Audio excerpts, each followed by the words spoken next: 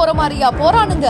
லட்சமாக கொள்ளையடித்து விட்டு சிரித்துக் கொண்டே சென்ற களவாணிகள் பிரபல தொழிலதிபர் வீட்டில் கை வைத்து கைதும் செய்யப்பட்டு அசால்ட்டாக நடந்து செல்லும் திருடர்களின் வீடியோ காட்சி. செங்கல்பட்டு மாவட்டம் சிங்கப்பெருமாள் கோவில் பகுதியில் இருக்கக்கூடிய தொழிலதிபரான ரத்தீஷ் அப்படின்றவரோட வீட்டுல கடந்த 8வது மாதம் நள்ளிரவுல மர்ம நபர்கள்னால 14 சவரன் தங்க நகைகளும் 6 லட்சம் ரூபாய் பணமும் மர்ம நபர்கள்னால கொள்ளையடிக்கப்பட்டுச்சு.